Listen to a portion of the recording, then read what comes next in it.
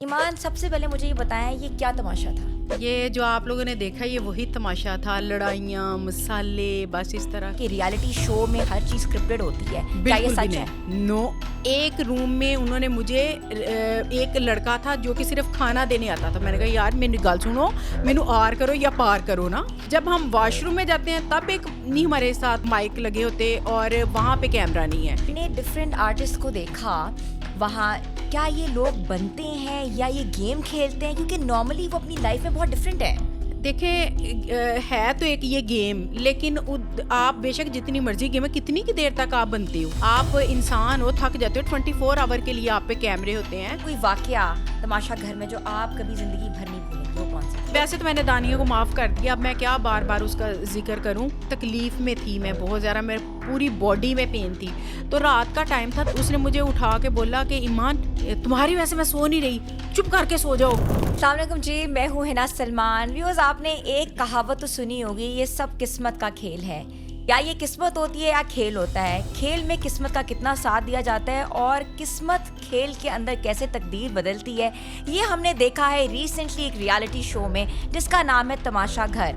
और रोज़ाना की बेस पर, हर हफ्ते की बेस पर इस पे कंटेस्टेंट्स पे बहुत ज़्यादा तनकीद होती है और तनकीद का निशाना बनाया जाता है। और इस तनकीद के साथ साथ ये कंटेस्टेंट्स जो हैं हर हफ्ते इस घर से बेदखल हो जाते हैं।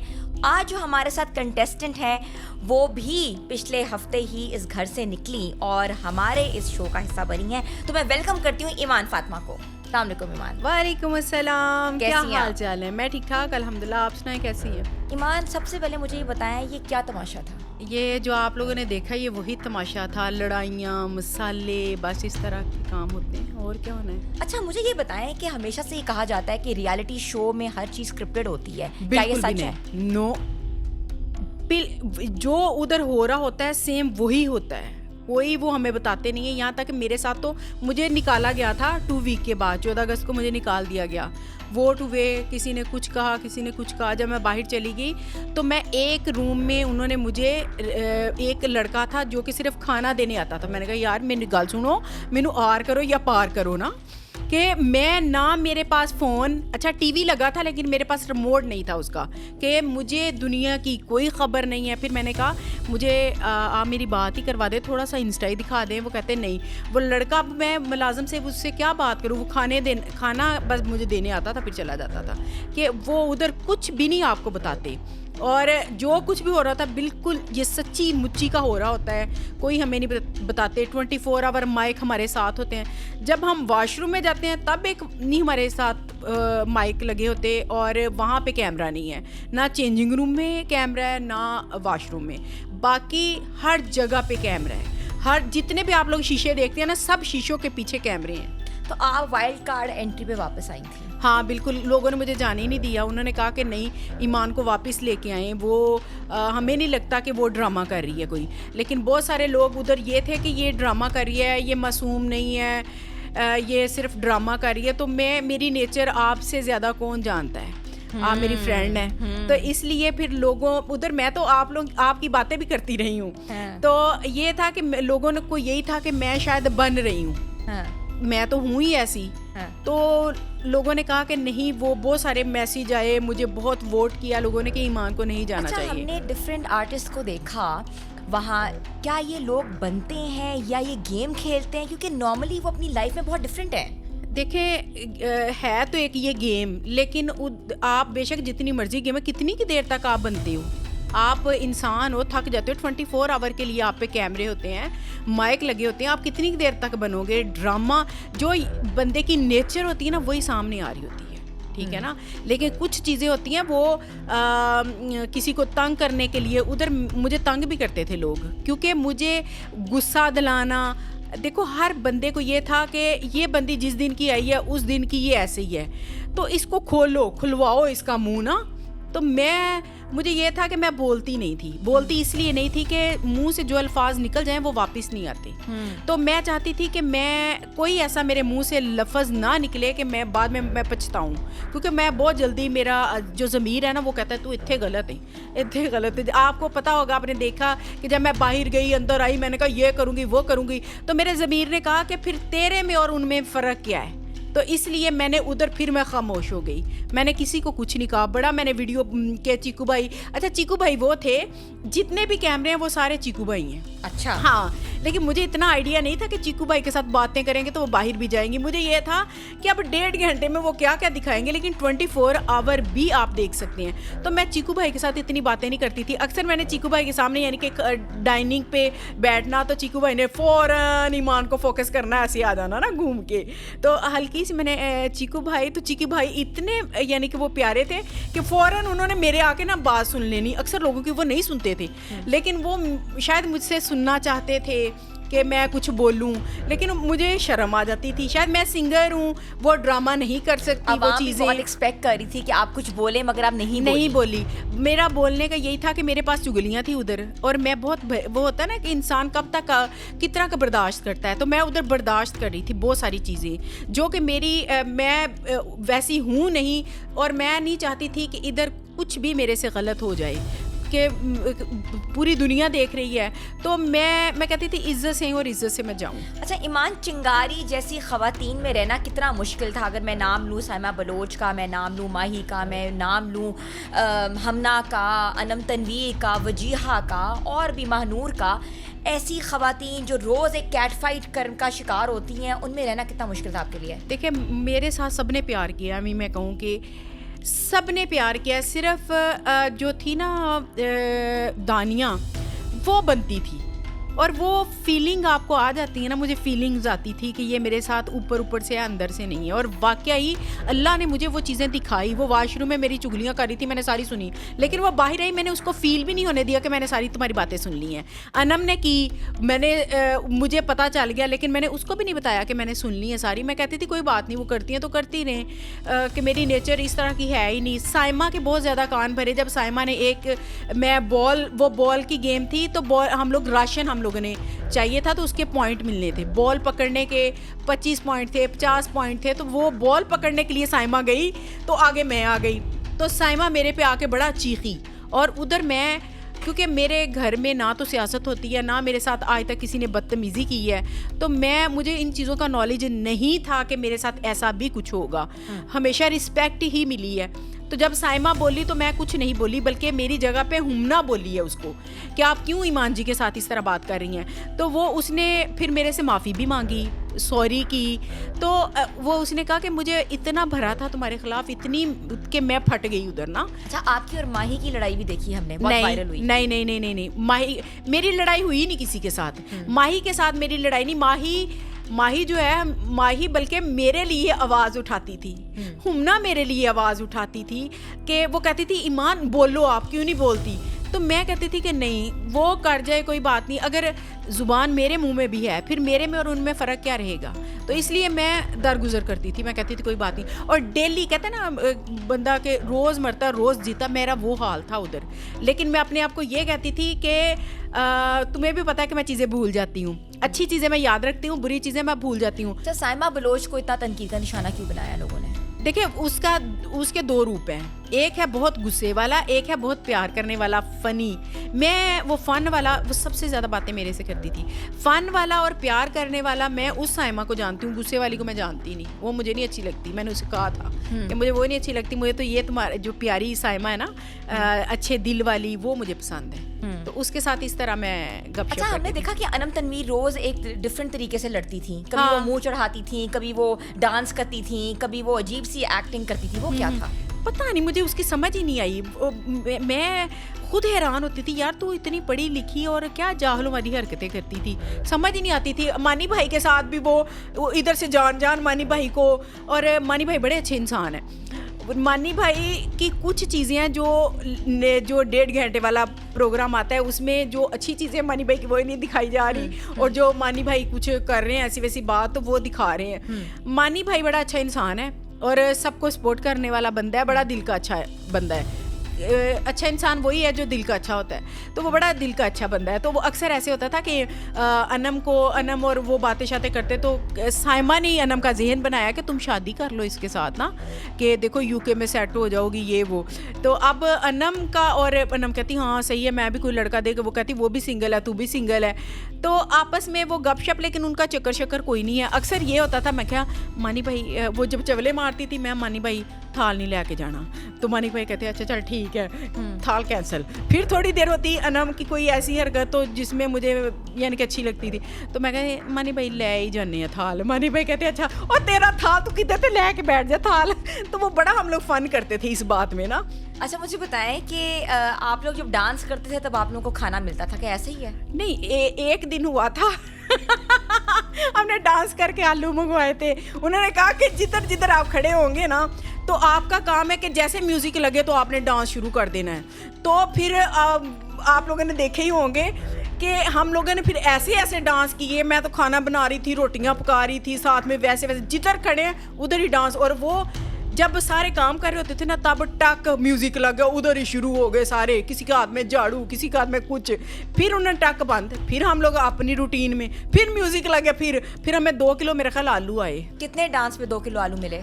यार डांस तो उन्होंने बहुत करवा लिया था, लेकिन 2 किलो आलू कहते इतना की कमाया तुसी ना। अच्छा आप लोग सारे देखा है कि आप लोग माशाल्लाह बड़े हट्टे कट्टे गए थे, बट बड़े वीक हुए हैं वहाँ, क्या वजह थी? देखो उधर हमारे खाने शाने बंद थे, ये नहीं कि बादशाह सलामत देते नहीं, तरस खा ऐसे तो मांगते ही रहे होते। जब से मैं गई ना, मांग मांग के हम लोगों ने गुजारा किया है। तो बादशाह सलामत को हमारे पे बड़ा तरस आता था, वो कहते चलो कोई बात नहीं दे दो ना। लेकिन उधर चीनी भी नहीं आती थी हमारे, कभी कभी हम लोग चाय वैसे पीते थे, कभी दूध नहीं आ रहा, बहुत सारी चीज़ें कंप्रोमाइज़ करके चलना, सब्र। 24 आवर भी हम लोगों ने कुछ नहीं खाया हुआ था। कभी कभी ये भी होता था कि 24 आवर ये गेम थी, 24 आवर ना वॉशरूम में जाना है, कार्ड हमें मिले थे 10 कार्ड हर बंदे को मिले थे कि अगर आपने वॉशरूम में जाना है तो कार्ड देना है, अगर आपने खाना खाना है तो फिर 2 कार्ड देने हैं। तो वो चीज़ें करके तो मैंने 9 कार्ड, एक मैंने यूज़ किया था और 9 कार्ड मैंने रखे थे। 24 आवर कुछ नहीं खाया था, उसमें मैंने कार्ड भी चोरी किए थे, फिर मैंने वापस कर दिए। क्या ये गेम का हिस्सा था? वो गेम का हिस्सा था, लेकिन मैं वो अनम के मैंने चोरी किए के कार्ड, क्योंकि वो उसमें था कि आप चोरी कर सकते हैं। तो ऐसे पड़े हुए थे, उसको कोई खबर ही नहीं है, गप्पे लगा रही है। तो मैंने आराम से उधर, एक था या समू ना, उसको नींद बहुत आ रही थी, उसकी वजह से उसकी नींद उड़ाने के लिए उसके चक्करों में मुझे ऐसे बस शरारत सूझी, तो मैंने उसके कार्ड चोरी कर लिए। और मैं उसको बता भी रही हूँ, चुप कर ठहर जा, बादशाह सलामत आएंगे ना तुम्हें मिल जाएंगे, तू रो ना। कहती तुम्हारे पास है। अब मैं ना हाँ करूँ ना करूँ, बस इतना कहूँ तुझे मिल जाएंगे। तो उसमें भी काफ़ी यानी कि लड़ाई शड़ाई ये वो मैंने नहीं की, यानी कि आपस में वो कभी किसी पे शक कर रही थी, कभी किसी पे कभी किसी पे, लेकिन मेरी नीयत गलत नहीं थी, मेरी नींद उड़ाने की थी। फिर मैंने वापस भी कर दिए। अच्छा आपकी मर्द हजरात के साथ बड़ी दोस्ती देखी गई है? हाँ बिल्कुल। क्यों? इसलिए कि मुझे नहीं, मेरी सबके साथ बहुत बनती थी, लेकिन अरसलान के साथ मेरी बहुत अच्छी थी, मानी भाई के साथ मेरी बहुत अच्छी थी, अकील के बहुत साथ अच्छी थी, सबके साथ बहुत अच्छी, लेकिन इन लोगों के साथ मेरी बहुत ज़्यादा थी। और अभी मैं वोट भी यानी कि अकील को कर रही हूँ, अरसलान को कर रही हूँ, मानी भाई को कर रही हूँ, क्योंकि मैं चाहती हूँ कि सारे ही फाइनल में पहुँचे, लेकिन पहुँचना एक बंदे ने है। लेकिन मैं सबको सपोर्ट कर रही हूँ, माही को कर रही हूँ, हुमना को कर रही हूँ, वजीहा को कर रही हूँ, और कौन सा है, जुनेद को कर रही हूँ, नुमान को, या समू को, सबको मैं कर रही हूँ। अच्छा मुझे ये बताएं कि इस हफ्ते जो है 2 कंटेस्टेंट्स ने निकलना है। हाँ जी। तो आपके ख्याल में वो कौन से 2 ऐसे कंटेस्टेंट्स हैं जो इस हफ्ते घर से बाहर होंगे? मुझे लगता है कि जिस तरह मैसेज आ रहे हैं ना, खेल तो सारे बहुत अच्छा रहे हैं, लेकिन जाना उनमें से 5 ही रहने हैं। तो जाना तो है, आज किसी ना किसी को तो जाना पड़ेगा। मुझे यहाँ तक लगता है कि मानी भाई की जो चीज़ें आनी चाहिए वो नहीं आ रही नज़र। मानी भाई को वोट, जिस तरह वोटिंग हो रही है, जो मैं मैसेज देख रही हूँ, मुझे लगता है मानी भाई और नुमान, ये दोनों घर से, ये दोनों आज मुझे लगता है घर से, हाँ घर से, हाँ जी। अच्छा आपको क्या लगता है कि फाइनल में जो है वो कौन जो है वो ये तमाशा सीजन 3 जीतेगा?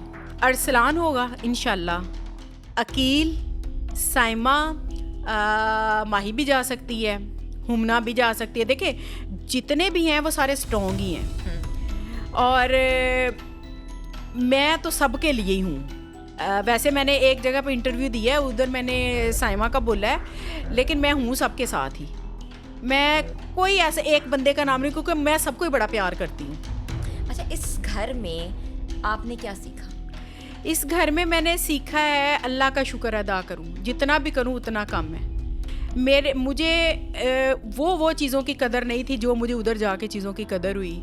खाने की, पीने की, पहनने की, ओढ़ने की, सोने की, बैठने की, टाइम की, हर चीज़ की कोई ऐसी चीज़ नहीं है। मेरा दिल करता था कि मैं सजदा करूं और मैं करती रही, और रो रो के मैंने कि या अल्लाह पाक, मैं तेरी किस नेमत का शुक्र अदा करूं कि तूने मुझे इतना कुछ दिया है और आज मुझे इस चीज़ की कदर हो रही अच्छा, है। व्यूअर्स ज़्यादा कहते हैं, जो कि हमने कमेंट्स ही पढ़े, कि आप बहुत ज़्यादा डिप्रेस रहने लग गई थी। हाँ। आप डिप्रेशन का शिकार थी, आप घर से बाहर आना चाहती थी, आपको जगहों पे नज़र भी नहीं आई। क्यों?